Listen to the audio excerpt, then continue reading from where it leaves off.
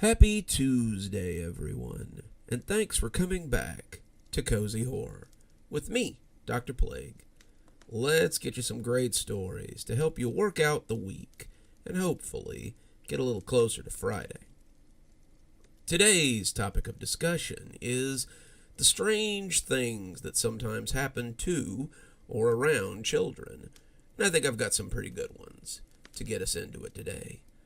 This first story is about some kids telling tales, scary stories in particular, who learn a little bit more than they wanted to about the history of the school. So let's hear a story about playground tales. And when she came out of the bathroom, her entire class was gone. The third grade class of 77 was never seen again.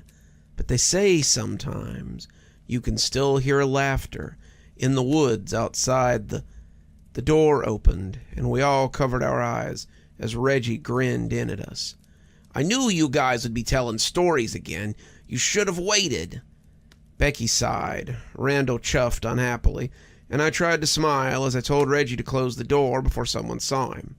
We were in the old equipment storage shed by the playfield, and if an adult saw us, they would make us get out. We like to tell scary stories. The scarier the locale, the better.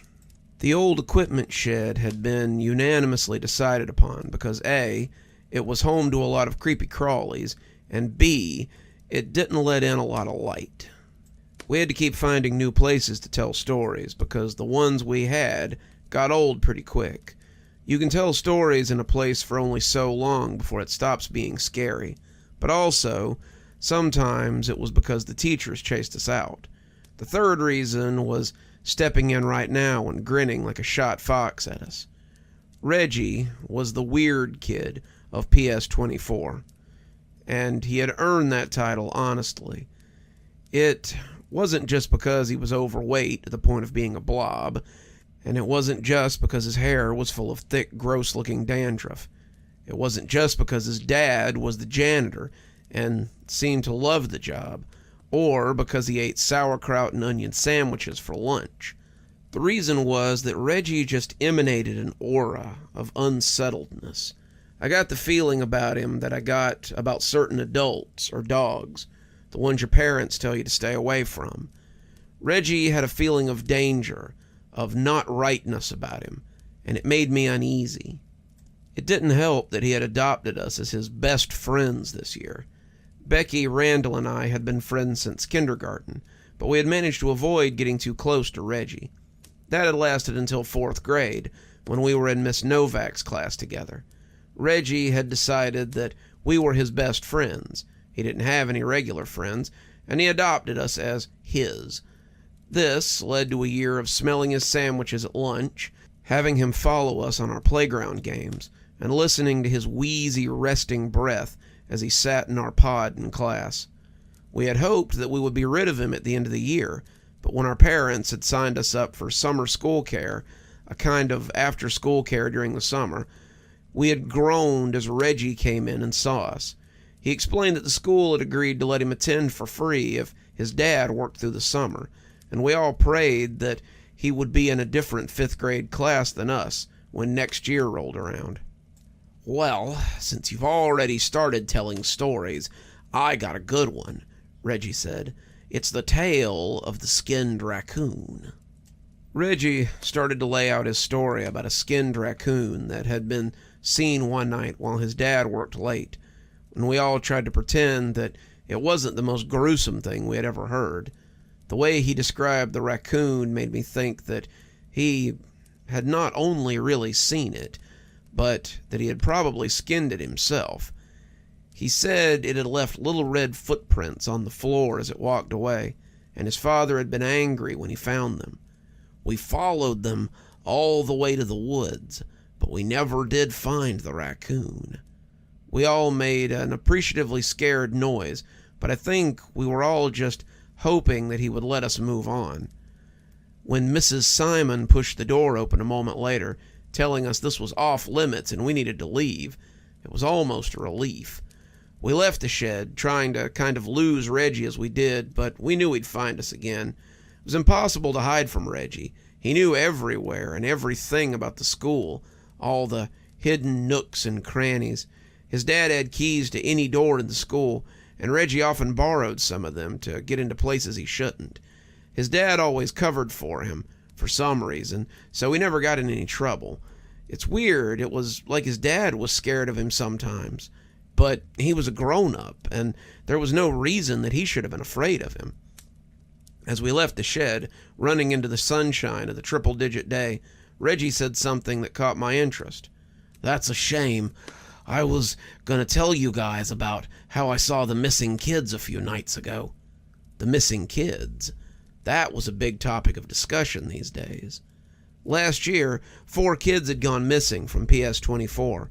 A first grader named Mary Edwards, a third grader named George Tate, a kindergartner named Savannah Marcus, and a 5th grader named Robbie Fust. They had come to school and then just never left. The cameras at the school left a lot to be desired. That's what my dad said, anyway. And they hadn't seen the kids leave school by any of the other exits either. My dad works for the police department, and he told me I needed to be extra safe until they found whoever was doing this. They suspected a teacher, but the question was, how would they get the kids out? If they were hiding the kids in the school somehow, then they would have been found by now, wouldn't they? They had searched the school a bunch. The disappearance had hung about the school like ghosts, and it sounded like the teachers were afraid that they might lose their job if it kept happening. I thought about what he had said until after lunch and decided I would just have to ask him. We were playing outside, the day a little cooler now that the sun was heading towards down, and Reggie was leaning against the fence and watching people as he often did. Reggie liked to just sit there and look at people, watching them as they went past, but he didn't make up stories about them or anything. He just watched them like the animals in the zoo watch fat kids. It was really weird. "So Reggie," I said, and Becky and Randall looked surprised since we never really talked to him and just accepted when he talked at us. "What do you mean that you were going to tell us about the missing kids?"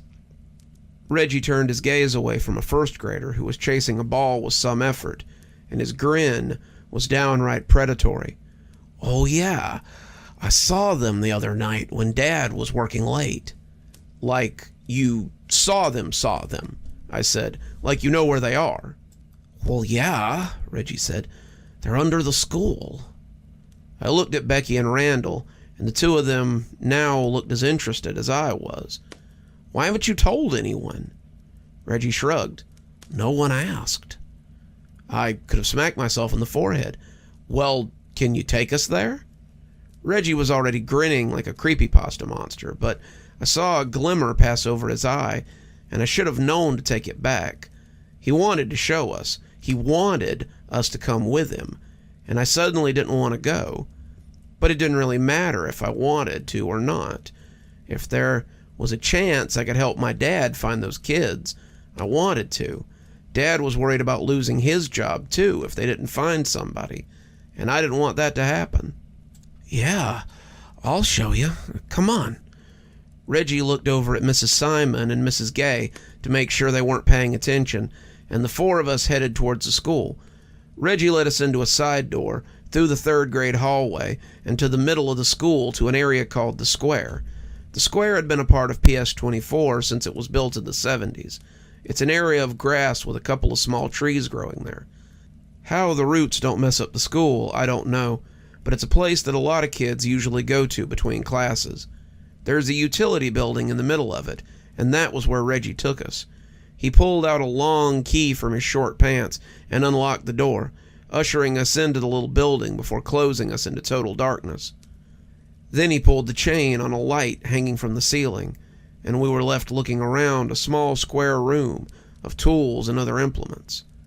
"There's no one here," Becky said, looking around before looking back at Reggie with a scared look. "Well, yeah," Reggie said, grabbing an edge of what turned out to be a carpet. "Otherwise, they would have found them by now." He pulled the carpet back and revealed a hatch in the floor. It was flush against the ground, with no wheel or handle to poke out, and if you didn't know it was there, you would never even see the rug. Reggie squeezed a pair of handles and pulled the hatch up to reveal a ladder that led down into the earth. Reggie started climbing down like he'd done it 1,000 times before, and when he saw that we weren't following, he asked us if we were coming. "They're down here. If you want to see them, then you'll have to come down," he said, making his way down again as if the matter was settled. I looked at Randall, but he just shook his head and went for the door. "No way, man. This is way too weird for me." He put a hand on the knob, but when he turned it, the door was locked. I went to look for the flip lock that would let us out, but the other side of the knob had a keyhole. I'd never seen anything like this, and I realized that Reggie had the only key to the door. We were locked in with him, for better or worse, and he would need to let us out again.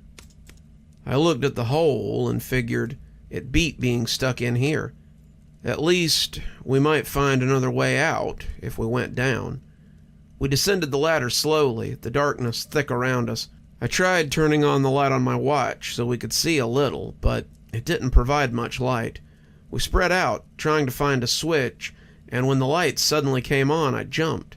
We were in a big room, like a storage unit, and it stretched the length of the grassy area above us.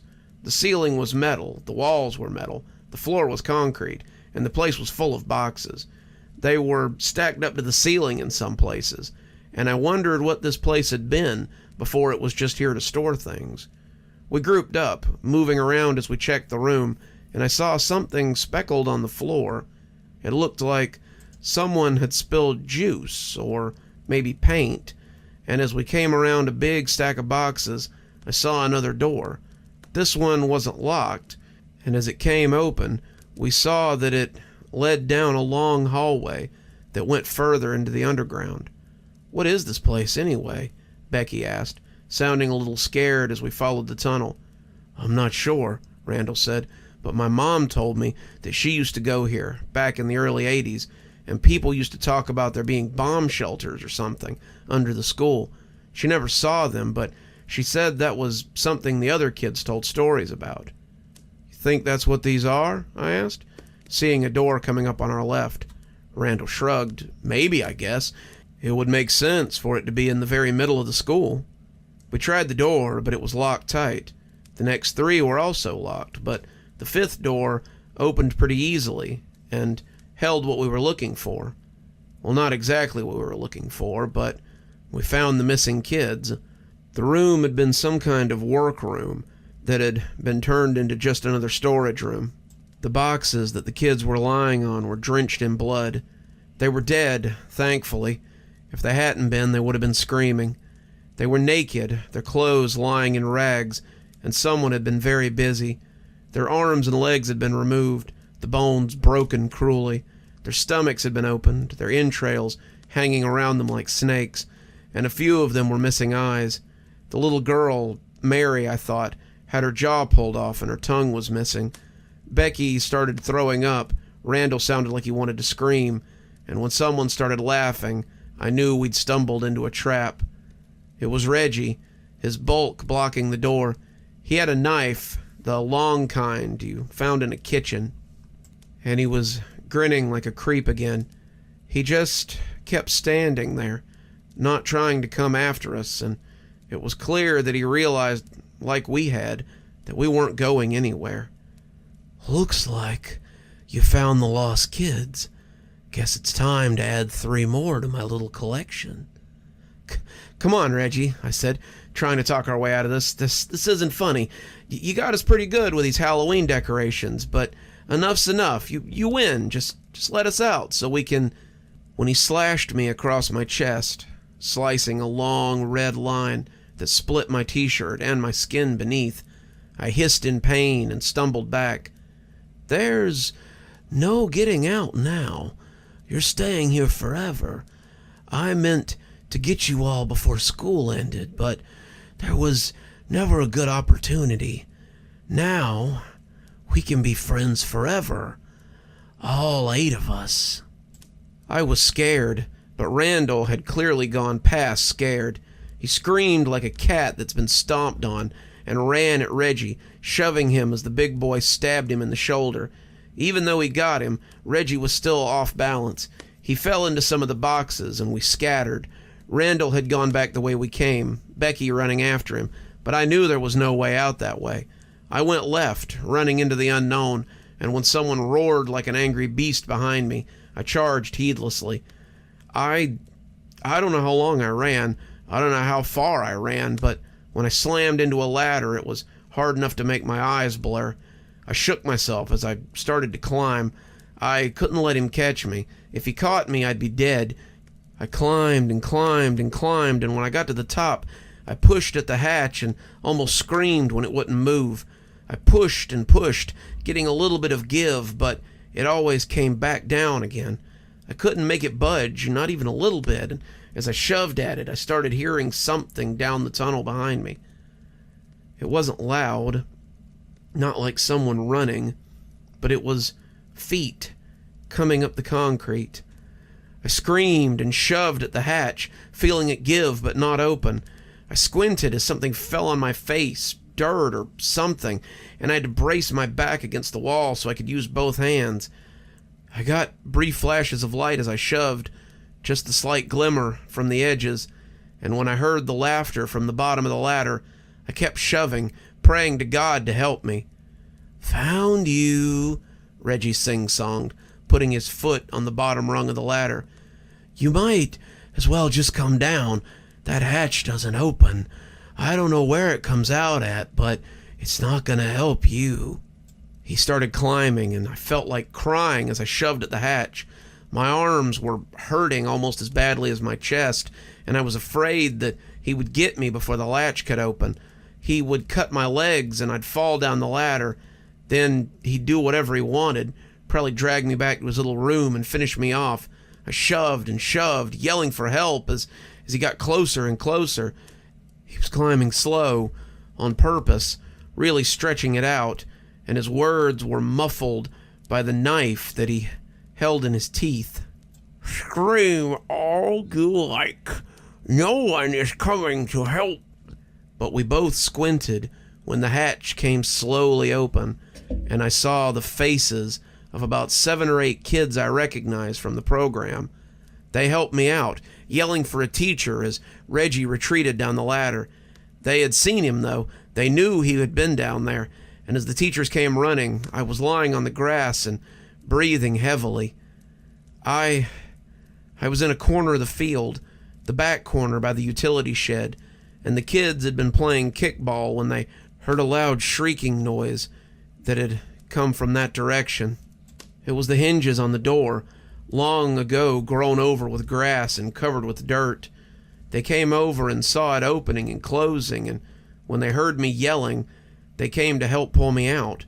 The group of them had managed to fling it open, and Mrs. Simons was running to see what they were talking about. I breathed a sigh of relief. I told them what had happened, told them how Becky and Randall were still down there, and Mrs. Simons sent someone to call the police, but wouldn't go down there herself. "If what you're saying is true, then it would be dangerous for us to go down there until the police get here." They came pretty quick, my dad with them, and I told them the story again and begged them to save my friends before he hurt them. They went down the ladder, guns drawn and flashlights out, and my dad and another officer told me to take them to the shed that Reggie had brought us down from. I took him there, but the door was standing open, and I knew that Reggie had fled. Dad went down the ladder, and to my relief came up with Becky and Randall. They were scared, but unharmed. They told us how Reggie had come running for the front door and climbed up while they hid behind some boxes. They said he hadn't even noticed them as they ran, and he seemed pretty scared. They took the bodies out in bags, and the whole place was covered in tape. They got Reggie's dad, too, and he told them how he had known there was something off about his son, but he hadn't known what it was.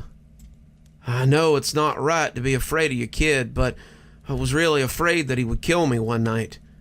The police decided he hadn't had anything to do with it, though I heard the school fired him for knowingly letting Reggie take his keys and get into restricted areas. As for Reggie, no one knows what happened to him. Wherever he ran to, he was never seen again. Now the ghost stories around school are about Reggie and how he's just waiting for his next chance to kill more kids. If they'd been down there in those tunnels that day, if they'd had stood face to face with the psycho while he contemplated killing us, they might not be so quick to tell stories about him. It's always strange to find out what you can hear out on the playground. Coming up next, we have a story about a kid in an art class with a strange pastime. So let's hear about how you can paint my future. I've been teaching kids at the Learning Center for about 10 years now. It's one of the better jobs I can get with my art degree, and there isn't a lot to do when you think about it. Most of the kids are just, looking for something to do after school or some extracurricular activity to keep their parents off their backs. I mostly just critique kids' drawings and give them constructive criticism on what they might do a little better. It's about, 2 to 3 hours of work a day tops, and it's salary, so most of the time I get paid whether the course takes all day or no one shows up. This last class has been a little different, though. There's a kid in there who's made me think he might have more art talent than I can handle. He's about 12, and he sets his easel up at the back of the room every day, so he's not really visible, not really viewable by anyone unless they come around to the other side. We do a lot of free drawing and study hall type classes, but every now and again we do still lives and abstracts just to, test the kid's skill a little. Last week we were doing a still life of a bowl of fruit when I noticed exactly what he was drawing. I know what you're going to say. A bowl of fruit still life is a little trite, but it was all I could come up with that day. I had a pretty nasty hangover from the night before, and when I saw the bowl and the wax fruit in the supply closet, I decided that today was going to be the day that we were going to revisit an old classic. The bowl contained a pear, some grapes, a big wax apple, and a couple of lumpy-looking bananas. The bowl was a big white one with a blue stripe on the side, and I even threw a frilly tablecloth over it just to really set the mood. They set up their easels, got out their supplies, and I told them to do their best still life while I sat in the corner and drank water and chewed aspirin. After about 30 minutes, I started walking around and looking at people's work. I told Danny that he had good form. Told Rosie that was a good definition on her apple she was drawing. I told Connor that he needed to make his banana look less phallic, and his grin told me that he knew what he was doing. As I came to the end of the line, I finally came to the kid in question. We'll call him Tony for anonymity's sake. Tony had not drawn a banana or an apple. He had not drawn a table or a bowl. He hadn't drawn any fruit of any kind. No, what Tony had drawn was a sidewalk and pavement next to it, and a handful of change scattered across the pavement. There was a little bit of a stain next to it, and it kind of looked like blood. There was a hand next to the stain, the fingers splayed out like they might be trying to grab something. And I looked at it for a moment as if trying to figure out what exactly Tony had been drawing. It's good, Tony, but what is it? Tony was quiet for a moment, and he seemed to be as surprised by what he had drawn as I was. He shrugged after a minute of looking at it and looked up at me as if he wasn't any surer than I was. It's what I painted. Right, but why did you paint it? Well, sometimes when I start to paint, my eyes go all weird, and I lose track of time. While I'm losing track of time, I paint without meaning to. I let my eyes go a little big, thinking that was a hell of a technique if I was being honest. And what is it that you paint while you're losing track of time? The future. Sometimes. Uh-huh, I said, not really believing him. Well, kid, the future hasn't happened yet, so how do you know that it's the future? Well, I don't always, but I do know that if I paint a picture for my mom, it sometimes comes true. The other kids were finishing up their pictures as the class started getting everything together, and I leaned down and asked Tony what kind of pictures he drew. I didn't really believe the kid was some kind of precognitive artist, but I was just interested enough to let him tell it. Maybe it was the hangover making my brain a little foggy. Maybe it was my lack of any real interest in still life, but I was suddenly curious enough to let this 12-year-old kid tell me all about his pictures. Well, okay, well, one day I drew a picture of a crashed-up car, and the next day she got into a car accident. Another time I drew a picture of a dog, even though we don't have a dog. And the next day a stray wandered into the yard, and we got to keep him until his owner called a week later. And another time I drew a picture of a weird brown box that made Mom cry. The next day she told me my Aunt Karina had died. It doesn't always happen. Sometimes I draw things and they never come true, but a lot of the time when I draw things, they happen. And Mom looks at my drawings afterwards and seems to really think about them. I thought about it too. That would be a little freaky if I knew somebody who could draw the future. I took another look at the picture and told him to finish it up if he wanted to take it with him.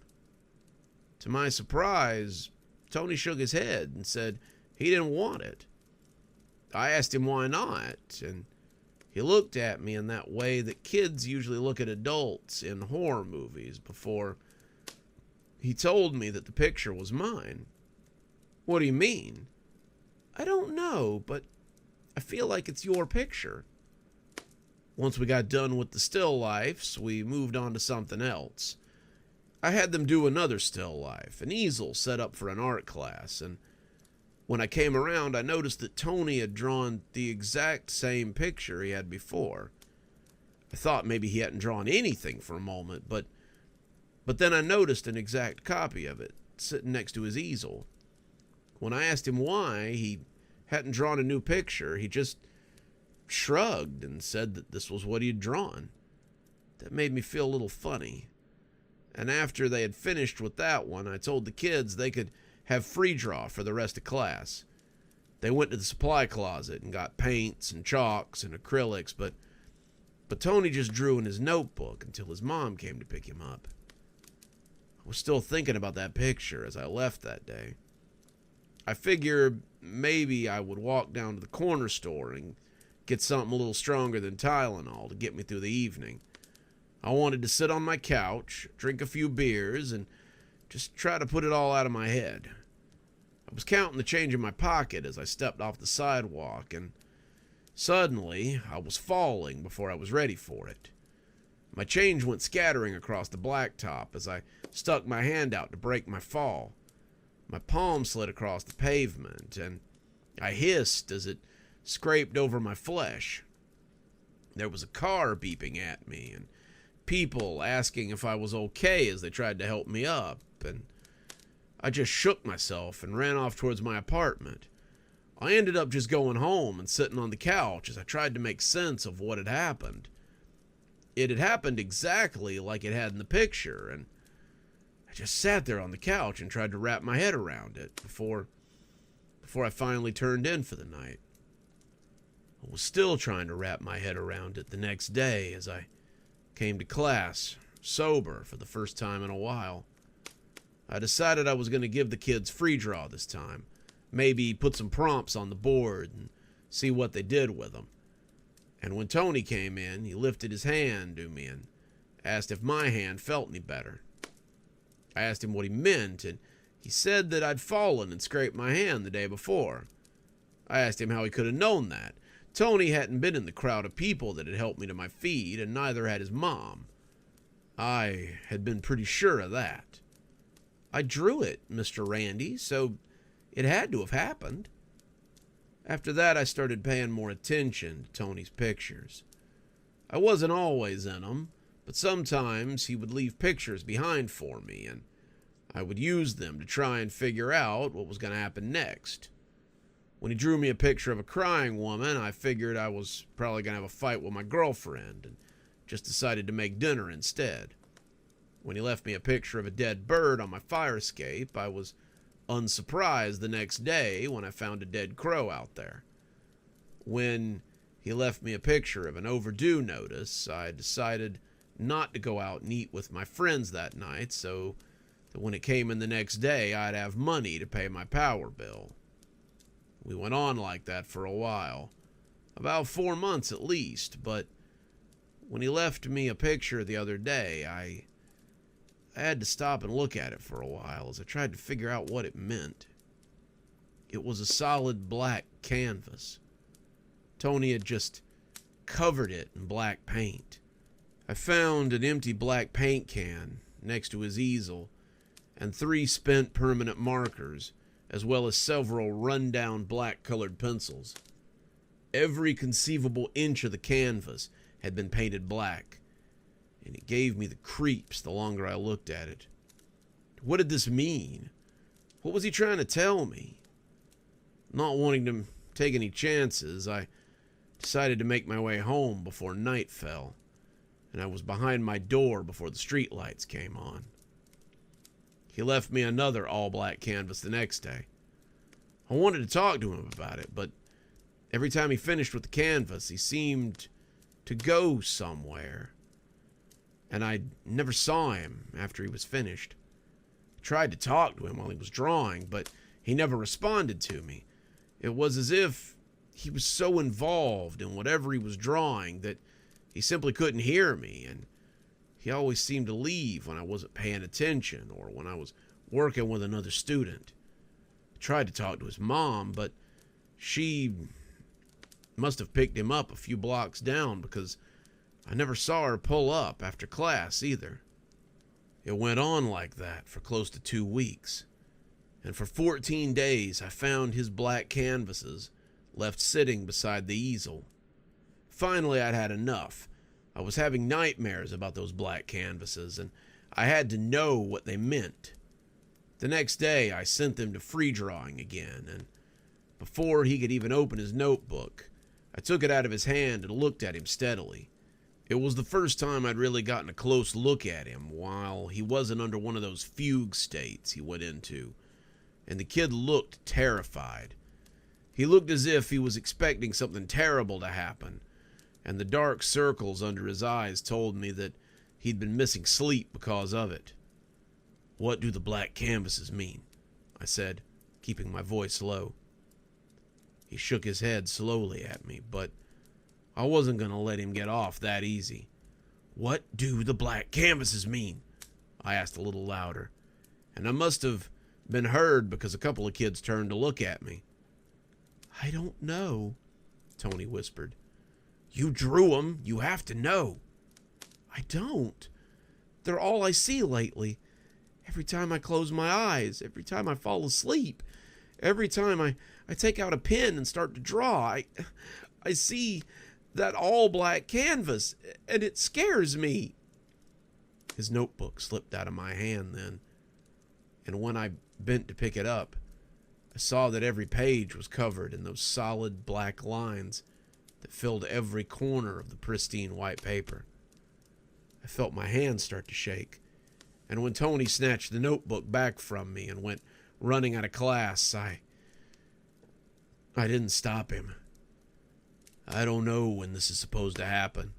I don't know what kind of future he's seeing, but I hope it's nobody's future that I know, and I certainly hope it isn't mine. Tony hasn't been back to class in about 3 days, and that may be just as well. I'm not sure I could stand seeing another black canvas for a very long time. Art class is one of those times when you can really let your creativity flow. Speaking of creativity, Our next story is about a little girl with a new friend, a very special friend, in a very special home. So let's learn a little more about my daughter's friend, Faith. The house at 27 Magnolia Lane was perfect. I grew up in this little southern town with 5 stoplights and a main street. Looked right out of Mayberry. It was very rural, not a Walmart or a Dollar General to be seen. But it did have a 3-block stretch that I called Plantation Row. They weren't real plantations, just plantation houses. That was what everyone called them, and they were those 2- or 3-story semi-mansions with the sweeping porches and the Corinthian columns that some towns have in the South. They were money pits, at least that's what my mom always said, but I could remember standing outside the gates of those houses and looking up at them with real awe. I wanted to live in a house like that, living like a princess or like Scarlet from Gone with the Wind. I had left for college at 18, but my major in science had never really come together.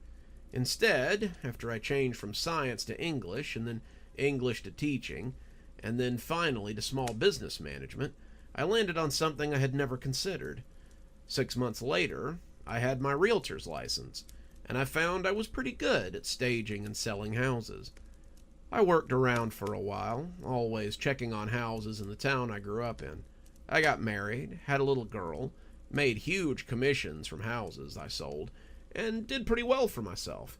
I never quite forgot about those houses, though, and one day, as I perused listings in the area I'd grown up in, I saw something very interesting.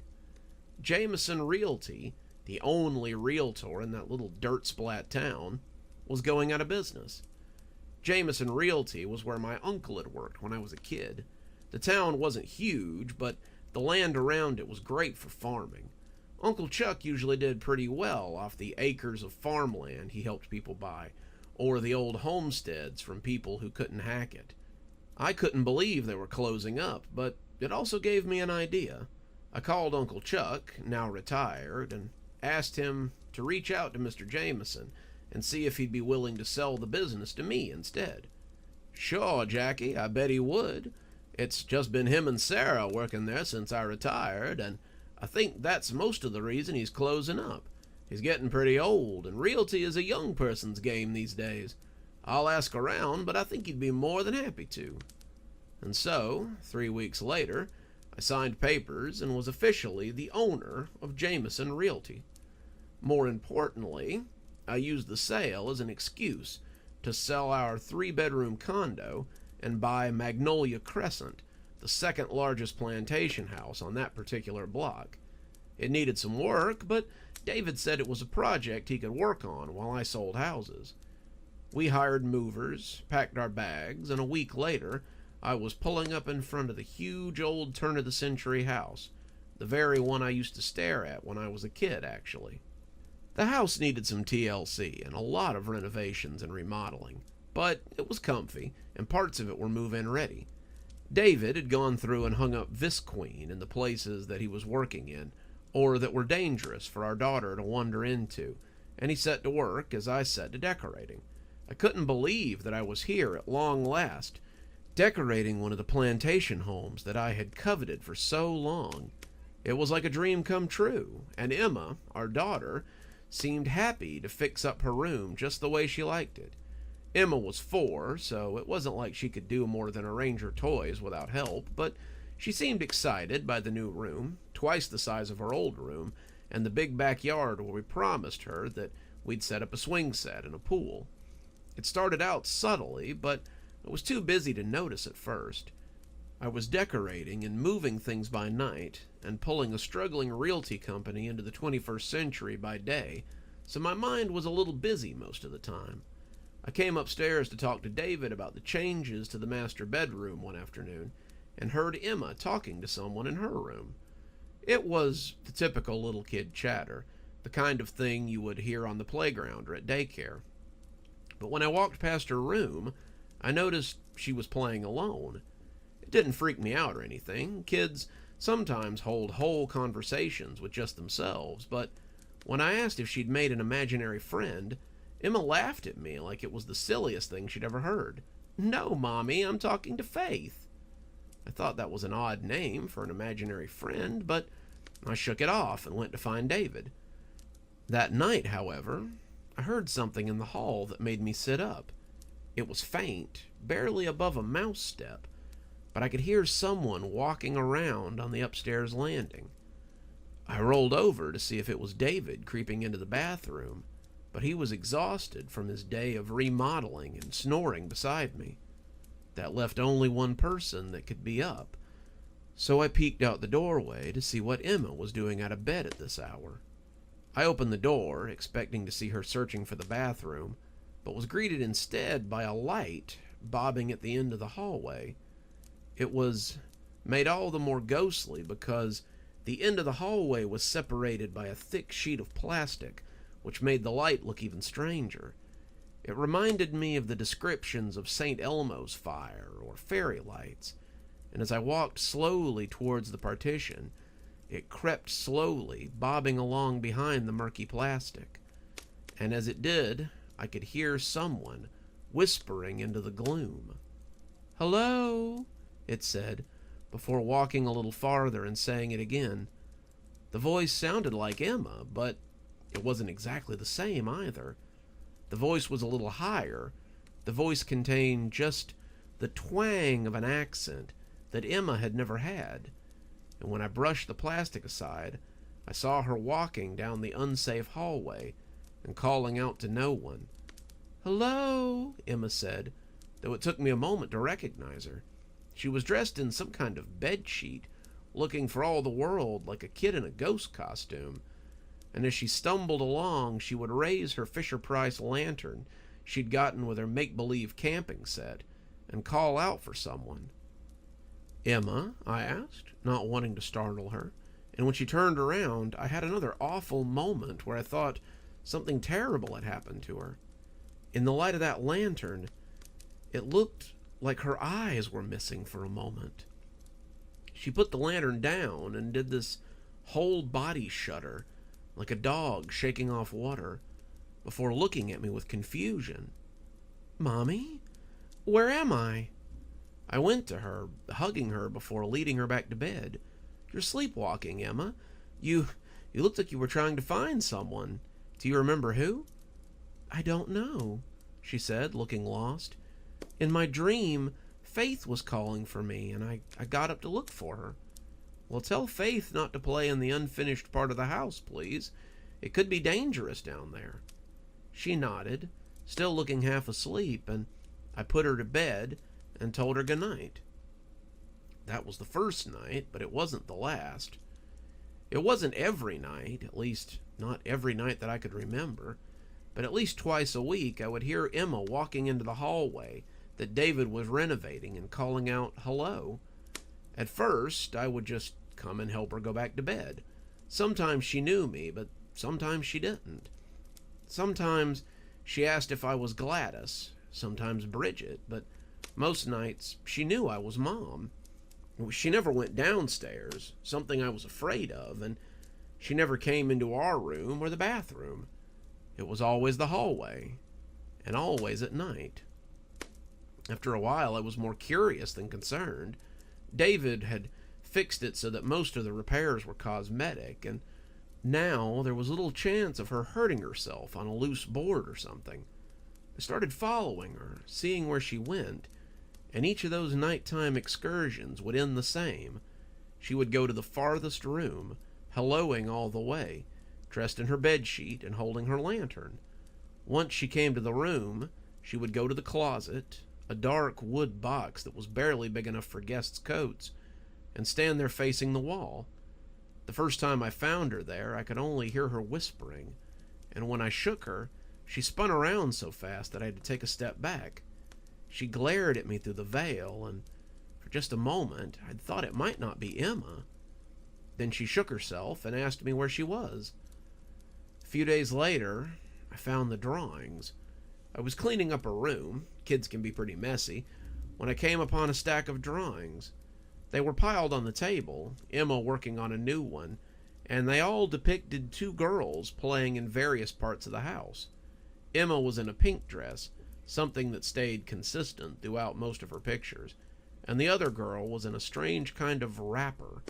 It almost looked like she was in a mist, and Emma had taken great pains to draw it, so it almost seemed translucent.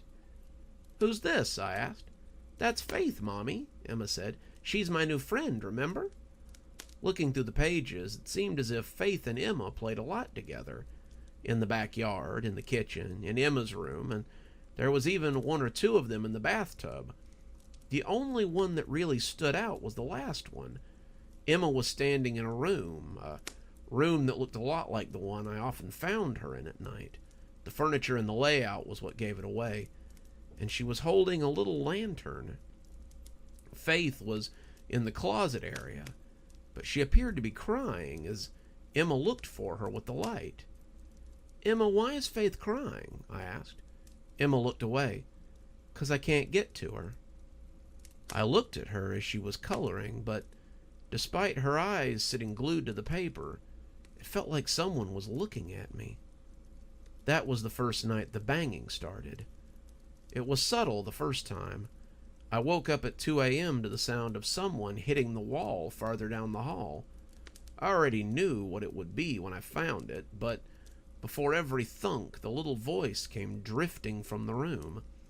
It took a while to realize, however, that it wasn't the same hello that she always shouted. As the door came open, I saw her standing in the dark closet, lit only by her little lantern. I realized she was saying something else then. Thud. "Help! Thud. Help!" She was smacking her little palm against the wall, and the way she winced made me rush forward to stop her. I didn't know how long she had been doing this, but the slight red tint on the eggshell paint made me think it had been long enough. Emma, stop! You..." But then she turned, and there was that look again. It wasn't Emma, I was suddenly very sure of that. And when the strange eyes looked at me in confusion, I wasn't surprised when the voice that came out was different. It was still high, a little girl's voice. But it was wrong. "Bridget, is that you? I can't see. Is it night? Light a lantern. I'm so cold, Bridget. Help, I can't see. I can't see. My hand was very loud in the quiet house when I slapped her, and I immediately felt sorry for it. I'd never hit Emma, not even a slap on the hand when she was a baby, and as her eyes began to well with tears, it was a mercy to see them return to normal. She rubbed her cheek, looking at me in a betrayed way as she began to sob. Mommy, why did you hit me? Why?" I told her I was sorry. I told her she had scared me. I made 1,000 different excuses, but in the end, I bundled her into bed and stayed with her until she was asleep. I fell asleep in the chair beside her bed that night, but it wouldn't be the last time. That day was rough. I sat with Emma a lot, my daughter back to her old self, and when I went to sit with her, I noticed that she was doing more drawings. She didn't pull away from me. She had mostly forgotten about the night before, and I felt a chill as I watched her color. Emma was standing in the bedroom in the one she was working on, and I couldn't help but notice that she was dressed in her shroud, as she sometimes was when she went sleepwalking. She was holding the lantern in her hand and shining it at someone in the closet, the girl in the black dress that she had said was Faith. "Why is Faith in the closet?" I asked her, cocking my head as she began to fill the closet in with a dark crayon. "That's just where she is," Emma said, as if it were the simplest thing in the world. She was filling the closet in with black, and it was hard to watch the little girl disappear under the layers of black. Why are you coloring over her, sweetie?" I asked, trying not to let the terror in my voice come out. "That's what she sees," Emma answered, continuing to color. "What do you mean?" "Faith says it's dark where she is, and when nighttime comes, that's where she goes back to. She doesn't know why it's dark, but it's dark." That night, it wasn't her hand hitting the wall. That night it was a hammer. That night Emma wasn't whispering. "Help!" she half yelled, and this time the thunk woke up my husband too. How we had managed to sleep through it for this long, I would never understand, but it likely had something to do with all the work. He had always slept like the dead, but he was even more tired after all the renovations lately. He was up in a second, grabbing for the bat beside the bed, and we were both heading down the hall towards the room that Emma seemed to frequent these days. She was in there again, her lamp on the floor and her usual costume in place. But the hammer was new. She was banging on the wall, yelling for help as she attempted to make a hole in the drywall. She was 4. Her blows weren't very hard, but the pool of white powder on the floor, as the drywall bent, looked like fallen snow. David ran to her, taking the hammer and pulling her away from the wall, and as he did, she began to screech and thrash. She bit him. She threw herself back and forth in an attempt to make him let her go. She screamed loud enough that I was sure the neighbors thought we were being murdered, and she kept shouting for him to release her. "I can't see! Let me go! Let me go! Help me! Help me! Won't someone help me? It's so dark! I need help!" I started to tell David to be careful, but that's when I looked back at the wall she had been hitting. She'd made a little hole, nothing bigger than a golf ball, but by the light of the lantern I could see something looking back out. It wasn't an eye, but it was something white, and something far darker than the hole in the middle of it. "David," I whispered, drawing his attention to me. "David, what is that?" David put her down, the thrashing going on as she lay on the floor, and he took up the hammer and gently made the hole a little bigger. I heard his breath hitch as he drew back, and when he told me to take Emma and put her in her room, she didn't fight me. Whatever had been happening was over. When I put her to bed, she seemed to be back to normal, and as I tucked her in, she said something that brought me up short. "Faith says there's light now. She says it isn't dark anymore. She says that Daddy is going to rescue her." I told her to get some sleep, my voice shaking only a little, and went back to see what David was doing. What he was doing, what he had done in fact, was call the police. He told me not to go in there, telling the operator that he needed the police here right away, and when I asked him what had happened, he answered the woman on the phone and me. "Yes, that's right. I'd like to report a body on my property. It appears to be the remains of a child. Yes, no, there's no identifying marks. It's a skeleton, and it's in the wall of my guest room." I was speechless. All this time, all these weeks of living in this house, and there'd been a skeleton in our wall. The police came and took about 1,000 pictures before carefully removing the body. The skeleton was so small and delicate, and before they zipped it in, I couldn't help but notice the remains of a dress clinging to the chest and legs. It was black and gauzy, and it reminded me of the little girl from Emma's picture. They didn't know who she was, but they thought she had been there for a very long time. I did a little digging, and I happened to know that she'd been in that house for 110 years, if she's who I believe she is. Faith Stokes, the only daughter of Nellie and David Stokes, was reported missing on February 13th, 1915. Her mother had recently died of scarlet fever, and her father disappeared a month after her death. It was believed that he had taken his daughter with him when he returned to his family home in Kentucky, but there was no record of Faith after that. Whether she too died of some illness or he killed her himself, it's pretty clear that he sealed her in that wall and left town. These were in the public record, and when I brought them to the police, they thanked me and said they'd look into it. I suppose that David Stokes is a little beyond justice. He died in 1930 of heart failure, but it is nice that we could help Faith find some peace. Emma no longer sleepwalks, and she says that Faith doesn't come to play anymore. She's made new friends at preschool, and our backyard is often the site of tea parties and other imaginary adventures. To this day, no one will sleep in that room, and I finally turned it into an office. I haven't seen or heard anything weird in there, but I don't like being in there after dark if I can help it.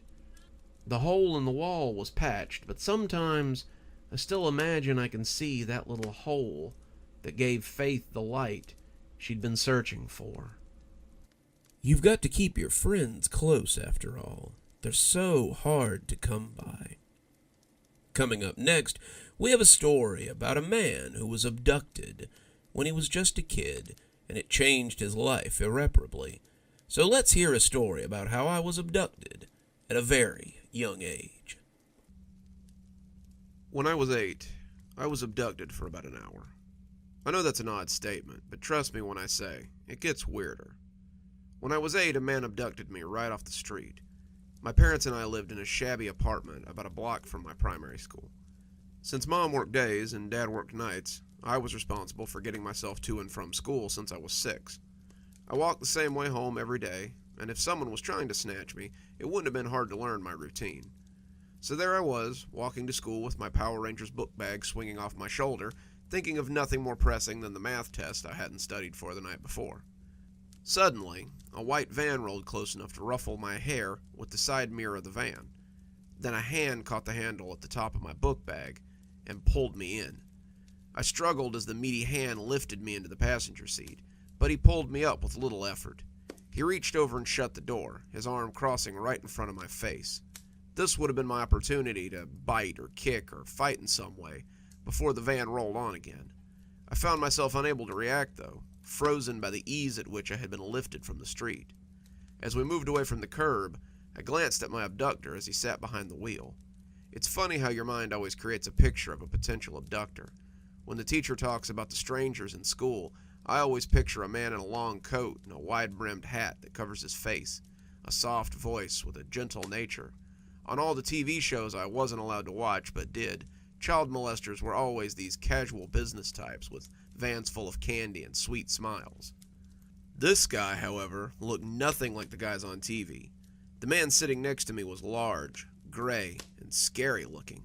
He looked more like the prisoners on the TV shows I watched when no one was paying attention. He had long, greasy hair that was graying in odd places, muscular arms connected to a barrel chest barely contained by his dirty sweater, and a pair of eyes that looked 1,000 miles away as he piloted the van on its course. I became terrified that I would never see my parents again, that I would never see my toys again, and that my parents wouldn't have anything to remember me by except the school picture I'd brought home last week. It's funny sometimes, the things kids worry about. "Don't worry, Mark. I'm not gonna hurt you," the guy said in a gravelly voice full of mucus. I stiffened in my seat. How do you know my name?" That was a stupid question. The man had probably been stalking me for weeks before making his move. He knew my name, he knew my parents' names, he knew my address, he knew the kids I played with at recess, and what time I took my first poop every morning. He had stalked me like a hunter stalks a deer, and now it was time to move in for the kill. "Because I am you." That took me by surprise. I had expected many things. I had thought maybe he'd say he was in love with me, to scream at me that he would kill me, so I'd be scared so he could get off on my fear. Maybe even that he would keep me forever, that he'd be my new dad, or I'd be his new son. I hadn't expected him to say that he was me. "What do you mean?" I asked, visibly confused. He stared straight ahead, seemingly unable to begin. I thought again about how he was probably going to hurt me and leave me in the woods somewhere after he'd killed me. That was what the killers always did on unsolved mysteries after they killed someone. I bet he had a shovel or something in the back. My 8-year-old mind could already see him carrying my limp body off into the forest to bury me in an unmarked grave. The dogs would come sniffing after me at some point, and they'd unearth a perfect little skeleton in a hole in the woods. My parents would cry and scream, just like the parents did on TV, and Robert Stack would ask the viewers to call if they had any information. It's funny, the places a kid's mind goes when he's in panic. "This is hard, kid. Now that I'm here, I don't know how to start." We sat in silence for a few more minutes before he found his words. "So, in 40 years, humanity cracks the secret to time travel." He paused again, unsure how to continue, before finally settling into a rhythm. By the time they do, you will have spent 20 years of your mandatory 2 life sentences in prison. I turned to look at him, unable to comprehend what he was saying. Prison? Why am I in prison? He sighed, fishing a cigarette out of the cup holder, where he had several sitting loose. He pressed the lighter on the dashboard and put the cigarette in his mouth as he waited for it to pop again. We've done some things we aren't proud of, Mark.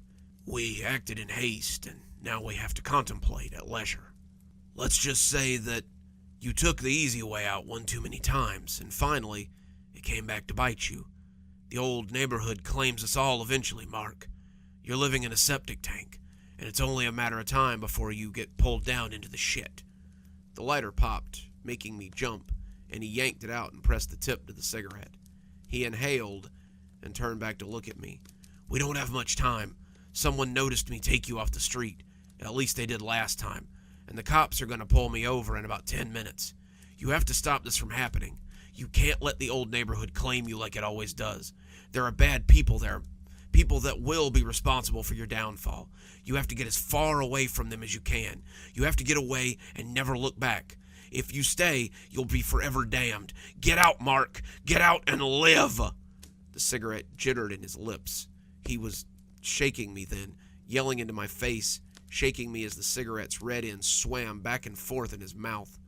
I felt my head getting fuzzy as he shook me, and when the red light started flashing, I thought it might be from all the shaking. He stopped then, turning to look back at the lights, and reached into his pocket to pull out a gleaming piece of steel. It was a gun, a big gun, and when he stepped out of the car and leveled it at the policeman, they seemed afraid. They weren't afraid when they shot him, though. They yelled at me when I climbed out of the driver's door, but I didn't care.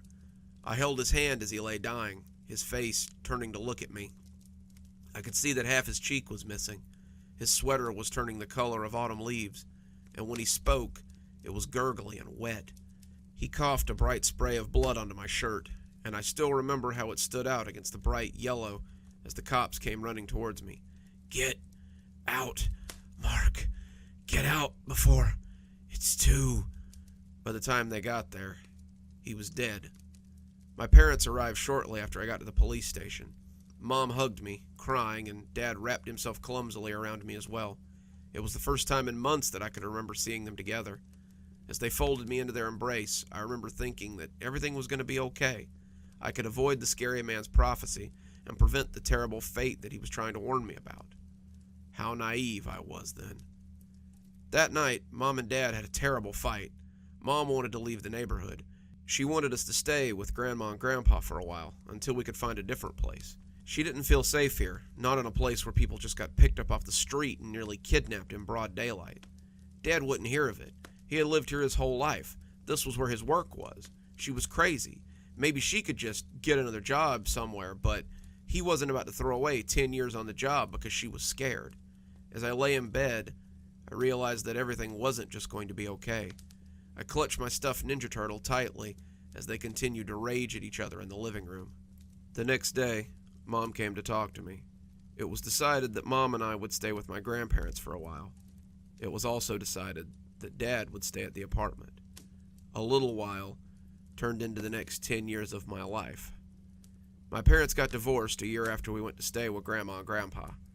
I went to see him a few times, but Mom usually insisted that he come to us. When I did go to see him, she came with me. She still didn't trust the old neighborhood, and the few times I went back, I saw that it had gotten worse. Gangs and drugs had taken over, and Dad had become a stranger to me. When the construction company he had been with for so long closed down, he joined the element around him. Mom wouldn't tell me what he was doing, but I'm sure he was making drugs. The next time I saw him, he looked like a zombie from a horror movie. His hair was thinning, his face was gaunt, and he smelled like a truck stop toilet. He told me to stay in school and make something of myself. He told me not to end up like him, not to let people I thought were my friends drag me down into something I couldn't get back out of. Whether he knew it or not, he spoke the words that the strange man had said to me when he told me to never come back to our old neighborhood. It's a trap, son. The only thing it can do is ruin you. When his apartment burned down a few months later, Mom didn't even take me to his funeral. I was 15 by then, just starting high school, and ready for the rest of my life. My grandparents had money, the kind of money that I now understand my mom wanted. They gave both of us the best life they could. With my grandfather's influence, I got into private school after private school. My mother made it very clear that I wasn't to squander the gifts I'd been given, and I took her at her word. By the time I was 18, I was at the top of my class and ready to enter almost any college I wanted. College was where I met Tabitha, though. Tabitha was where everything changed. I enrolled in a prestigious college, but I won't sully their reputation by naming them here. They were proud to name me amongst their alumni when I first stepped into their halls of learning. I took to my classes much the way I had taken to high school classes. I excelled, was noticed, and was praised for my hard work. I made the dean's list and was invited to join the kinds of academic circles that would ensure I had my own level of influence when the time came for my children to attend school. I was as far from that sidewalk in my old neighborhood as I had ever been. Little did I know, I was much closer than I thought. Tabitha was a year above me. She was a film major I'd met through a friend, and I knew I wanted her from the first time I saw her. My friend Jace was not what you would call centered on his studies. Jace had been accepted on a sports scholarship, and I had accepted that he was a burnout who was here to party and meet girls. Jace thought it was the height of hilarity to get me to skip out on my studies and hang out with him and his other friends, and Tabitha was one such friend. It was she who brought me about to the return of my old life. It all started because Jace was in my room, calling the person he bought drugs from. "Damn it!" he yelled, slamming the phone down and startling me from my work. "He won't sell me anymore," he sulked, drawing his feet to his chest as he sat on my bed. "Says my friends keep calling and coming by, and he thinks we're bringing heat around. Where am I supposed to get my Aether now?" Aether was a drug that was trendy on campus at the time. I knew it was amphetamine-based, but other than that, I had little knowledge of it. I didn't take drugs. I wanted to stay sharp, and other than the knowledge I gained from Jace and his friends, I was pretty ignorant of the whole culture. I was supposed to get some for the party tonight. Now I gotta show up empty-handed. A party, I thought. Maybe Tabitha would be there. I wanted to see her again, but if Jace wasn't invited to any more parties, neither would I. I thought fast and realized that I might not be as ignorant about the culture as I thought. Maybe I did know someone. I know a place you could get some drugs, I said, almost shyly. An hour later, we pulled up in front of my Uncle Randy's house.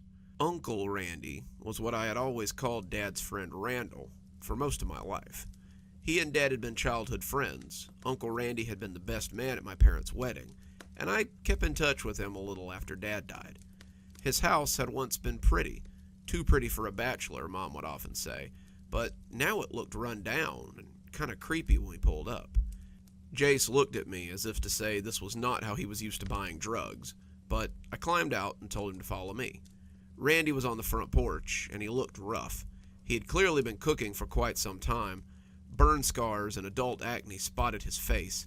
His receding hairline had been scooped back until the shiny pate drew attention to the greasy ponytail that hung limply off the back of his head. He looked like every internet troll you'd ever seen memed, but his weaselly eyes were full of dull hate and a bright hunger for whatever he could get from others. He greeted me warmly, but his eyes never smiled. We bought Aether from him, and were gone without much catching up or small talk. Apparently Uncle Randy did not have time for small talk anymore. The party was a huge success. Tabitha was there, and after Jace told them all how I had saved the party, she warmed up to me considerably. I didn't need the Aether that she puffed into my mouth with every passionate kiss. I was high enough off just being that close to her. She spent most of the party with her hand wrapped around mine, her body pressed against me. We were dating after that. I wouldn't use Aether. Just getting a contact high when we kissed was enough for me.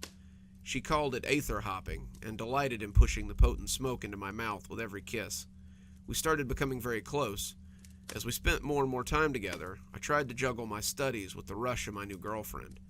I had always been too consumed by my term papers, or the collegiate essay, to have much time for a companion. With Tabitha, though, I felt happy in her distraction and full of her presence. Eventually, we graduated from college and moved into our own apartment. She got work as a columnist for a magazine, and I started work as an architect for a firm in the city. The money was good, we were both making enough to do the things we loved, and we found ample time to spend with each other. Tabitha kept her drug use under control, and I had broken myself of what little habit I had. Tabitha was enough for me, and I hoped I was enough for her. I was so naive. We'd been together about a year when she started spiraling. She said that she wrote better when she was on Aether. She certainly wrote more, but probably not better. The magazine she wrote for began to kick the articles back, not pleased with her work. This made her more self-conscious and made her use more. As the money stopped coming in, she still seemed to find ways to get Aether. She never asked me for money, and I could always tell when she was just going day to day, trying to find her fix. In hindsight, I should have realized what was going on. She began to be gone for long periods of time, always coming home tired and irritable. She was aloof and confrontational. When I confronted her about it, she became aggressive and often combative. I never knew what to do in these cases. She was so removed from the Tabitha I had fallen in love with, and I didn't know what to do with her when she became this venom-spitting demon. Afterwards, we always made up. She said how sorry she was, and promised she'd never do it again. Then we repeated the experience a few weeks later. The night she came home with bruises was really when I lost it. We fought, a screaming match like none we'd ever had, and she stormed out of the apartment. I heard her car start up and leave the lot. I just sat in our apartment, wondering what I should do. What I did in the end was follow her. I had often worried that her drug use might send her spiraling out of control, so I had installed a program on her phone that would let me track its location. I know this sounds invasive, but I was terrified that she might get lost or hurt, and I might need to find her quickly. Aether has some severe health risks, and the thought of her having a heart attack or something, and no one being able to find her, hurt me deeply. I wish, now that I had just let her leave. I followed her to the neighborhood. I followed her to Uncle Randy's house. Her car was parked outside. As I walked up, I could already hear a low noise coming from the living room. The lights were off, the living room curtains were drawn, but they were illuminated from behind by the glow of the TV. The door was ajar, one of her purple sneakers left across the threshold. As I pushed the door open, I could hear Tabitha's heady moans and could guess what was going on. Randall was her supplier. When she couldn't pay him, she had settled up in other ways. Now she was in his living room, paying with the only currency she had left. I'd like to say that I flew into a rage, but I didn't. I'd like to say that I blacked out, but I didn't. I remember everything with crystal clarity. I opened the coat closet and took out the shotgun I knew that he had there from childhood. It was loaded, as it always was, and Uncle Randy had kept it as clean and oiled as the day he had shown it to 7-year-old me. He told me it was for bad people that might want to hurt him. He told me it wasn't a toy, and I should never point a gun at anyone I didn't want dead. A lesson that came back to bite him that day. Tabitha screamed when she saw me framed in the living room door. She had been smiling a moment before, but now all the blood had drained from her face. She looked like the corpse she would soon become. Randy turned his head, that greasy tail swinging. He looked at me in surprise, and I leveled the shotgun at the two of them, my face a cold mask of indifference. Tabitha said my name, mouthed it before her perfect chest was a spray of blood, and the buckshot turned it into a pitted landscape of gore and viscera. Randy said nothing. The first shot had opened up the top of his skull, and he died instantly. She lay atop him, tears welling in her eyes as she fought for breath. She fixed me with those eyes as if to say, well, what else was I supposed to do? I didn't have an answer for her. I just dropped the gun on the worn rug and walked out onto the front porch to wait for the cops. I wasn't there when she died. I didn't hold her in my arms and tell her how sorry I was. I just sat on the porch and listened to her gasp out her breaths until they were muffled by the sound of approaching police sirens. I was convicted of a double homicide at the age of 22. I was given 2 life sentences, and I will never see the outside world again. Except, I guess I will. I don't know how old I'll be when the program makes me an offer. The self I met was old, but everyone over 20 is old to an 8-year-old. If I had to guess, I would say he was somewhere in his 40s, but that's just a guess. He told me I would be in prison for 20 years. I guess this is a fact that's set in stone. As I sit in my cell and think about my future, I often think about what he said. Someone saw me take you off the street. At least they did last time. That leads me to believe that he experienced this when he was a child. Maybe I always go back and try to warn myself, and perhaps I always fail. What if my life is nothing but a loop of trying and dying to keep myself from coming to Randy's living room and ruining my life? How long has this loop been going on? What would happen if I closed it? Would I simply cease to exist? I lay on my single bed some nights, staring at the roaches crawling across the ceiling, and think about the people who have brought me to this point. My mother, my father, my grandparents, Jace, Tabitha, Uncle Randy, and I somehow know what must be done as they all swim by. When it's my turn to step into the past, I don't think I'll explain anything. I might just take the gun out of my pocket and shoot myself as I sit rooted in the passenger seat and see what happens next. I've got 20 years to think about it, I guess. Plenty of time to work out the finer points of my own murder. One more story for you, and I think you'll agree it's a good one to go out on.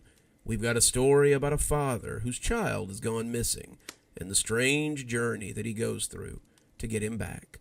So let's hear about the writing on the wall that says, "I miss you, Daddy." I can't explain it, but he's been here the whole time. No one believed me. My wife thought I was insane, but he's been here the whole time. My son, Dale, was 5 when he went missing. We were at the park by our flat when it happened. Park may be too grand a word for it, but that's what Dale always called it. In reality, it was a big plastic play structure with a couple of slides, a climbing wall, and a sand pit. The whole thing is surrounded by a 15 by 15 fence with a couple of benches for parents to sit on inside. That's where I sat that day, scrolling through Reddit and finishing my cigarette. Dale was playing with a couple of neighborhood kids, their parents sitting on the other benches, so they didn't have to breathe in my smoke. I looked up in time to see him go beneath the play structure, into an area they call the cave. The cave is an enclosed area beneath the structure, with a roof that was comfortably close for a kid and downright claustrophobic for an adult. I heard my phone chirp and looked back down to see a text from my wife. She'd gotten home from work and wanted Dale and me to come help with the groceries. I pitched my cigarette over the fence and called for Dale. "Come on, Dale. Mom's waiting for us." No response. "Come on, Dale. If you can't listen, we won't be able to come back tomorrow." Usually this would have brought him running. Playing outside was his favorite pastime, but there was still no answer. Both of his playmates came out the other side, giggling and laughing as they acted out whatever game they were playing, and I asked if they'd seen Dale. Alicia, a dark-haired girl who was missing her front teeth, lisped, "He's still in the cave, Mr. Darwith." So I hunkered my nearly 6-foot frame, looked into the dark underbelly of the play structure, and called for Dale to come out. "Come on, Dale, we really have to go. Mom's waiting on us." I still didn't think anything was amiss, other than Dale trying to squeeze in a few more minutes of playtime. I expected him to giggle and poke his head out, baiting me into chasing him or crawling into the cave. He knew that as big as I was, it would be funny to watch me try to get under the structure and run him out, a game we played often. Instead, there was only silence. So I sighed and hunkered down on the damp sand to crawl under to get him. I heard the other two parents chuckle as they watched me, my back scraping at the bottom of the structure as I crawled towards the entrance to the cave. I didn't mind playing with Dale, but this was a little much. I was tired from my night shift the day before, and my back was sore from lifting freight all night. I resigned myself to having a stern talking to with him on the way home about not listening and crawled into the dark opening of the cave. As I passed from the lighted world outside, the afternoon sun cut slants across my face through the boards of the structure as I entered the darkness of the cave. I felt a crawling sensation on my neck suddenly. Thought I might have picked up a spider, and I ran a hand over to knock him off. There was nothing there, but the feeling wouldn't abate. It felt like my hackles were up, that ancient feeling of predators nearby putting me on edge, and it took everything I had to keep dragging myself through the space. It was only about 5 feet of blackness, but the space was preternaturally dark. It was the weirdest I had felt in years. Was it always this dark in here? I'd crawled through here before, but I didn't remember it being this black. Worse still, I didn't feel like I was alone in here. Of course I'm not alone, I reminded myself. I came in here to get Dale.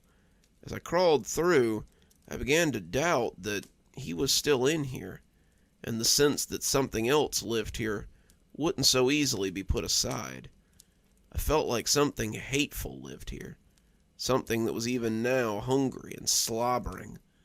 My goal went from getting Dale to getting the hell out of the space, and I came out the other side, expecting to be dragged back and consumed any minute. I stood up, wiping the dirt off my knees, as the air puffed out of me loudly. It could have easily been mistaken for exertion, but I'd be a fool to pretend it was anything but fear.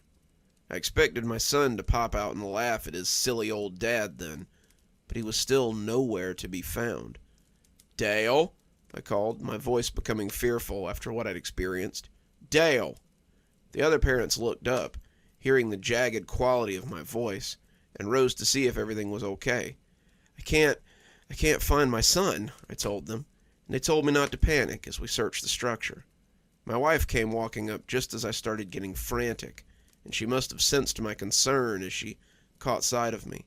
She called the police then, and as I ran to check the woods, I heard her say that hateful phrase for the first time. "Our son's gone missing.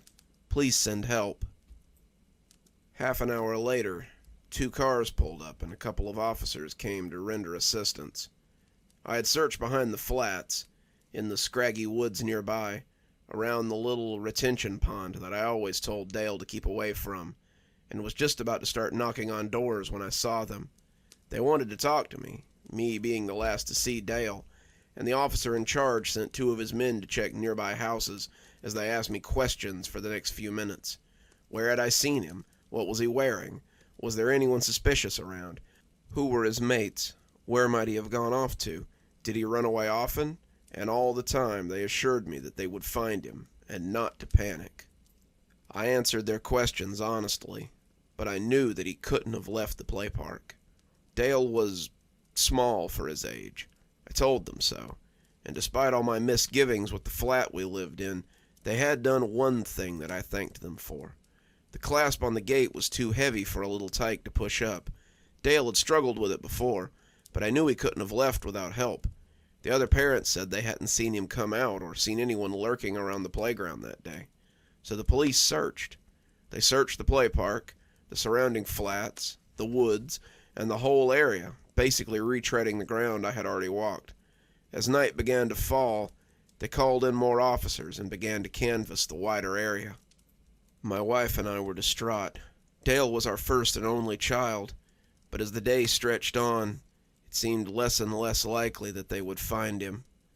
I'm not ashamed to say that I took Dale's disappearance poorly. My wife was stoic through it all, but I knew she was hurting. He was her baby, and she had carried him for 9 months, but I think she held a lot of her sorrow in because she saw me floundering. I became like a ghost in my own home. Eventually I went back to work, but my performance suffered.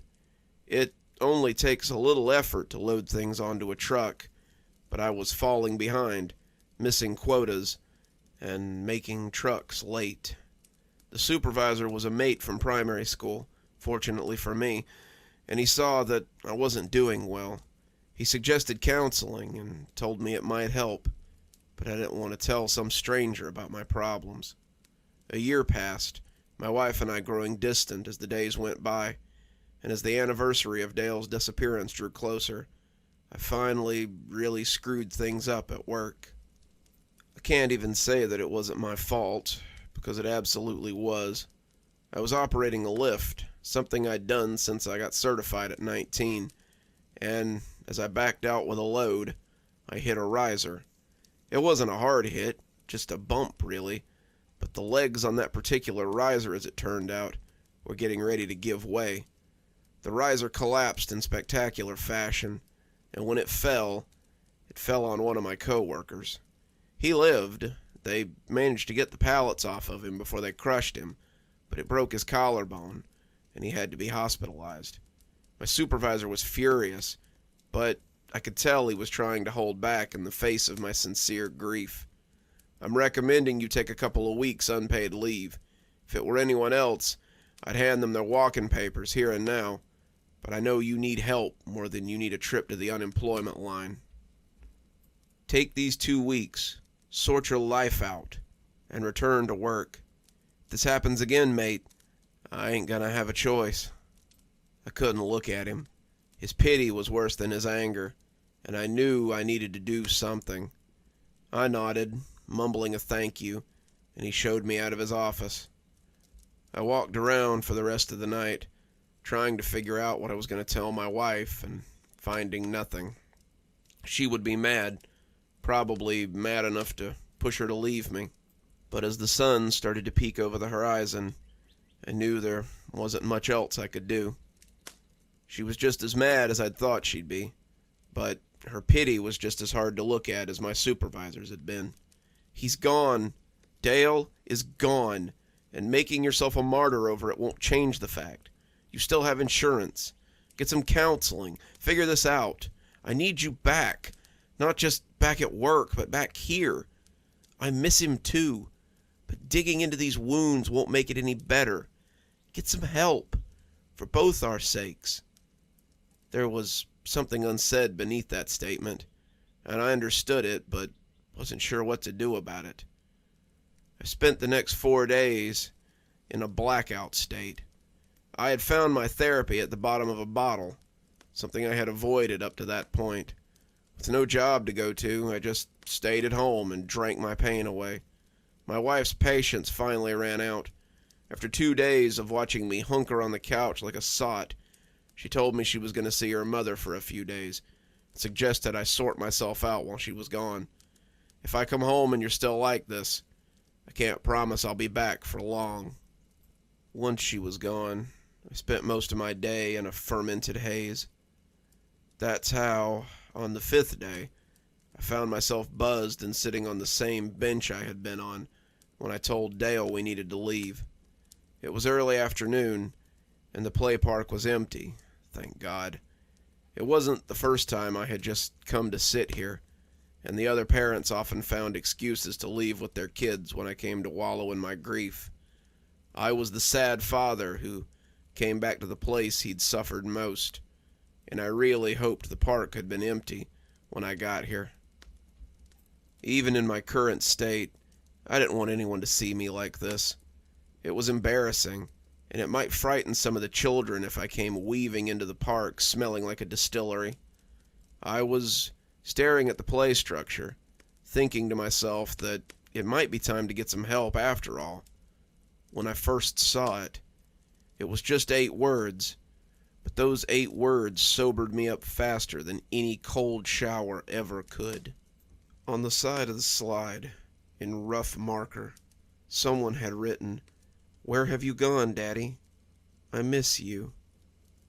I just sat there, staring for what felt like an eternity, and as the tears came, the alcohol came up as well. My tears fell nakedly into the pile of sick that sat between my legs, and as the rage bubbled up in me, it felt like they were almost burned away. Someone was mocking me, mocking my son's loss, and as I staggered towards the super's office, I was madder than I had any right to be. Mr. Vidner, the super for the complex, always reminded me of one of the hobbits from The Lord of the Rings. He was short, fat, had a curly brown ring of hair around the bald spot on his crown that got bigger every year, and when he sat at his desk, it was like a child sitting in his father's chair. He nearly fell out of that chair when I slammed his office door, his expression of confused anger becoming one of confused fear as he looked on my face. He was a small man, and the sight of a large, angry drunk in his office reminded him of his stature rather quickly. "Someone has written hateful graffiti on your play park, and I want to know what you intend to do about it." He took a minute or two to collect his thoughts before asking what the hell I was talking about. I took him out to have a look, leading him to the slide in question, and he looked taken aback as he read the words. "Who would do such a thing?" he asked, more to himself than anyone. The way he side-eyed me, I could tell he thought I might have done it myself, but one look at my face made him rethink it before he said it. "I'll take care of it immediately, Mr. Dawes. In the meantime, why don't you go get some rest?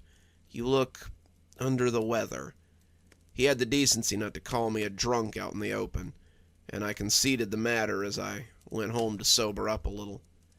As night began to fall, some undetermined amount of time later, I sat up from the couch and listened to the 5 or 6 stout cans rattle angrily to the floor. By the headache and the mealy taste in my mouth, I had not gone home and sobered up. As I moved into the kitchen to make something for dinner, I remembered the words on the slide and felt angry all over again. As the meat pie I had taken out of the freezer spun in the microwave, I wondered if Vidner had taken care of it like he said he would. I wondered if he'd painted over it or washed it away or how he had done it. Were the words still sitting there on that slide? As the microwave dinged, I resolved to go find out, and took my pie and plastic fork on a little field trip. I watched the steam roll off the top as I walked down to the little park, the night air alive with crickets and nightbirds. It would have been pretty if I hadn't been in such despair. The trees were losing their autumn leaves, becoming bare and skeletal, and the air was crisp enough to make my undershirt unadvisable.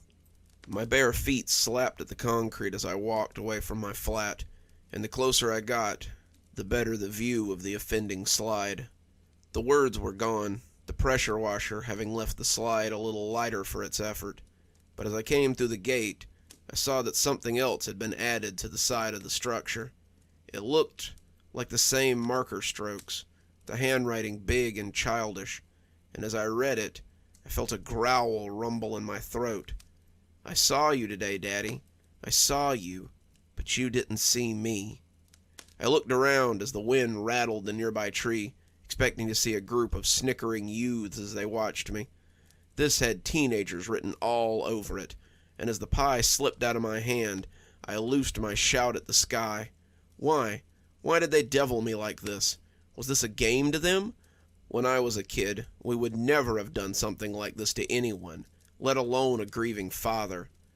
The dark offered up no answers, but the side of the play park did when I turned back. Beneath the first message, another, smaller message was written in the same childish scrawl. The longer I looked at it, the more I recognized it. How many times had I watched my son scribble words in his reader just that way, filling in the workbook pages in big, looping script as he prepared to go to kindergarten. "Daddy, I can see you, but you can't see me. Please help me. It's scary here." I hunkered on my knees in the sand, looking at the words as I ran my fingers over them. They looked just like his, and as I felt a splinter catch in the pad of my thumb, I pulled it back sharply. There was no way he could be here. There was no way that he could have been hiding here for a year. But as I watched the playset, I had no doubt that he had written those words. "Dale," I said, my voice quavery as I glanced into the shadowy depths of the playground. "Dale!" I shouted a little louder, casting around as I tried to find him. I walked around to the other side, stumbling in the gritty sand as it sucked at my feet. My head was full of rails, and my words slurred even to my own ears. There were doubtlessly people looking down through their curtains at me as I capered like a sot drunk, but I didn't care. My boy was here. He was here somewhere, and I needed to find him. I tripped then, going face down in the sand, and when I came up, I saw a new message on the wet-looking plasterwood. It was hard to see in the shadows that I sat in, but as I got closer, I put my trembling fingers on it to make sure it was real. My fingers came away tacky, the tips black as if they had touched wet marker. "I need you to come get me, Daddy. I'm stuck in the sad swamps, and I need help." "Excuse me, sir. Everything all right here?" As their flashlights hit me, I squinted, but the words were like a brand across my eyes. The sad swamps was what Dale called the swamps of sorrow from his favorite movie, The Never-Ending Story. We had watched it about 1,000 times, and when the VHS that I had owned as a kid finally broke in the VCR, we had searched for it on DVD until we found it at a local thrift store. He watched it every day before his afternoon nap, and I imagined that he could just about quote it word for word. Seeing the words sad swamps made me certain that it was Dale talking. But how? How could he be talking to me from... The light was right in my face now, and I pulled up a hand to block it. Some of your neighbors were worried. You were faring poorly, Mr. Dawes. They heard you shouting and wanted us to come check on you. They were being kind. It seemed that everyone was being kind these days to poor old drunk Mr. Dawes. But I didn't have time for them. I'd seen something under the edge of the play park, half a word that was buried in the shadows. It was his latest message, and as I staggered towards it a little, I hoped it would tell me how to get to him. "What happened?" one of them asked in his jovial tone as he leaned down. "Why flock you out after you came home snookered?" "Well, we can get you a place to sleep it off, sir. Never..." He had put a hand on my shoulder, but I pulled away from him as I tried to see the words that were written beneath the structure. It was just 6 words, but I couldn't see the last one, and the last one seemed very important. The police grabbed a hold of me, but I fought to get away as I tried to see that last word. I got as close as I could, both catching me under an arm as they pulled me away from the structure, and finally I saw it. I repeated it again and again as they put me in the back of the car, all the fight out of me now, wanting to commit it to memory before my drink-addled brain made a muck of it. "We'll phone the missus and let her know that she can pick you up in the tank, Mr. Dawes. If she don't wanna, then I guess you're sobering up on a bench for the night, so long as you don't try any more of that." I ignored them as we left the parking lot, my flat disappearing behind us as I repeated those 6 words like a mantra. Look for me inside the cave. The police hadn't been wrong. My wife was livid. She came down to the station, her clothes clearly thrown on hastily, and glowered at me through the bars of the holding cell. It was just me in there with a few old gaffers, and they were snoring in a corner as I slouched on the bench. I was still imprinting those words on my brain, mumbling them like a magic spell, when I heard her voice and looked up into her scowling face. "I can't believe you've done this. It isn't enough that you get sent home from work, that you do nothing but blunder around like an old tramp, and that you won't get any help for yourself. But now you go and get yourself tossed in the drunk tank. I'm done, Malcolm. Do you understand me? This is the last straw. I won't stay here and watch you destroy yourself." "He's alive," I rasped out, and when she looked back at me, I saw all the anger leak out of her, only to be replaced with pity. "I miss him too, just as much as you do, but you have to let him go. It's been a year, Malcolm. He's not coming home. It wasn't your fault what happened to him. You have to stop blaming yourself for this. He's been leaving me messages at the play park, Stephanie. I can prove it.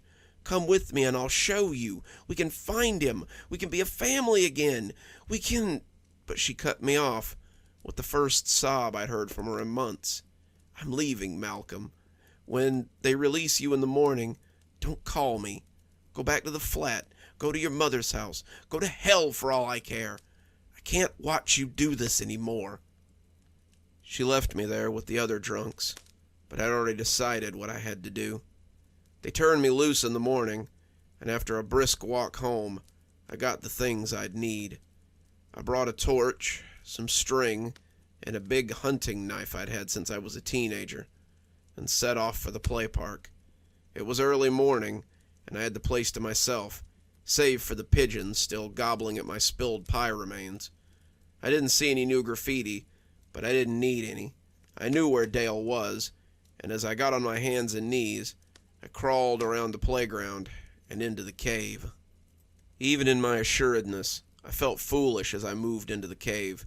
It was dark, but I could still see the light streaming in from the other side. I didn't feel that same sense of foreboding like I had before. No sense of monsters coming to gobble me up, and I turned on the torch as I checked out the corners. The cave was a box of 4 walls with a roof of thick plastic overhead, and I should have been able to see all 4 walls. 3 of the walls were normal enough, but as I looked to the west-facing wall, I was aware of another opening that led into a space that shouldn't exist. An opening between that led into deeper darkness. As my torch turned against the encroaching blackness, I turned my body in a ponderous circle and started crawling into it. If I meant to get my son back, I would need to hobble into the sad swamp and come out the other side. In contrast to the dark cave behind me, the space I entered was pitch black. The edges of my light curled oddly, the darkness seeming to retreat around the edges like felt as I moved in deeper. I wasn't underground. I was still heading forward, but given the dimensions of the play structure, the place I crawled shouldn't exist. The length was wrong. The longer I crawled, the more I expected to wake up and find that I had fallen asleep in the drunk tank. The space was cramped, but felt vast as it stretched on. It was like an abandoned underground cave, the claustrophobic passage threatening to collapse on me at any minute. Besides being black dark, it was also utterly silent. Besides the crunch of my knees as they moved over the sand, no other sounds seemed to exist. My own labored breathing seemed to be absorbed by that thick midnight around me, and every painful drag of my body sent a spasm of need through me. It was a primal need, a need to stand at my full height and stretch my arms up, a way to dissipate the confining gloom that hung around me. The same part of my brain made it pretty clear, however, how bad an idea that would be. What if my hands should pass into that darkness and never return?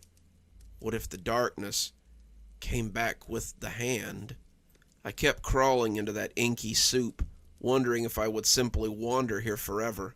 It was pitch outside the protective beam of my torch, and with every struggling shuffle, I wondered why I didn't turn around and go back. Nothing could survive down here. Nothing could live in this pitch blackness. If I didn't go back now, I'd never find my way out, and be forced to wander endlessly in this void until my torch went out. And then what? I knew I wasn't alone when I heard the soft scuff of feet on sand. I looked into the black expanse, expecting to see the beast that had terrified me the last time I found myself in this nothing. The beam of my torch didn't go very far.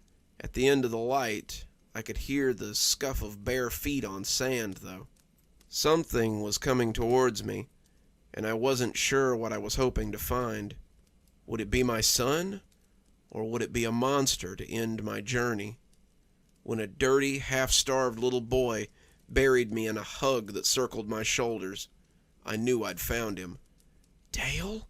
I whispered, but he could only nod and cry against me. I didn't waste time or breath. I just scooped him up and didn't stop moving until I was back in the lighted world of the play park. As we moved, I could feel that clawing, penetrating glare from behind me. Something had noticed I was taking its prize, and they were unhappy. I kept crawling, kept pulling, but I could hear those scrabbling feet as they kicked up sand. They were getting closer now, their growl loud and thunderous, and on a whim, I turned my torch on them. Bathed in the light, they yelped wildly and kicked up sand as they backpedaled. I didn't dare look back to see what was tailing me. I put on a burst of speed, crawling like our lives depended on it, and when I collapsed in the light of day, I was aware of people shouting at me to get out of there. Their kids were asking who I was and why I was so dirty, but they must have thought I was a bum. When they saw Dale, they tried to take him from me, but I held on like my life depended on it. And when they finally recognized us, I heard their anger turn to surprise. They took us both to the hospital, and I'm glad to say that aside from being underfed and very dirty, Dale was completely fine. My wife came to the hospital, and we both cried as she apologized for doubting me. I refused it, telling her she had nothing to apologize for. I doubted myself. I fell into the bottle and nearly lost myself in my grief. I should be apologizing to you for putting you through this for the last year. She sat with me at the hospital, both of us afraid to take our eyes off Dale as he sat placidly in his hospital bed. I asked him about what he had gone through, but he couldn't tell me much. He said that he got lost in the cave, and he crawled and crawled until he came out in the play park again. Only it wasn't his play park. The play park he found was different, and me and his friends were gone. The sky was sort of purple, and the clouds were too thick-looking to be real. I couldn't get the gate open, but that was probably good. There were these big things that would come by like living shadows, and they would look at me like I was an animal in the zoo. I drank some water from a gross puddle, but there was no food. Sometimes I went to sleep in the cave, but I always felt like something was watching me in there. It never tried to hurt me, but it always felt like I was hiding and waiting for someone to catch me. I thought I was going to starve before I heard you breathing in the cave. I had to run away to get away from some shadow people who were looking for me, and I heard you down there and went to see what the sound was. I asked him about the messages, and he said he had found some kind of marker in the sand over there, and that was about the time he started seeing a shadow inside the play park. I knew it was you. Somehow I just knew it was you, but you couldn't see me. So I started writing messages, hoping you would see them. I guess you found them. The strangest part is that Dale swears he was only there for a week. He says he kept going back into the cave, but he only slept a few times while he was away. What's more, the doctors say he doesn't appear to have grown in the time he was gone. His dental records and growth structure are the same as when he had a checkup about a month before he disappeared. I'm glad to have Dale back, but I don't let him play in the cave anymore. We still visit the play park, and I still let him slide on the slides and run on the structure like he used to, but he's forbidden to go underneath anymore. It's a rule he doesn't mind following, lest he get lost in those dark tunnels for a second time. And just like that, our stories are at an end for another day. But don't worry, we'll be back tomorrow with more great stories here on Cozy Horror. Until then, this is Dr. Plague, wishing you a wonderful day and a spooky evening.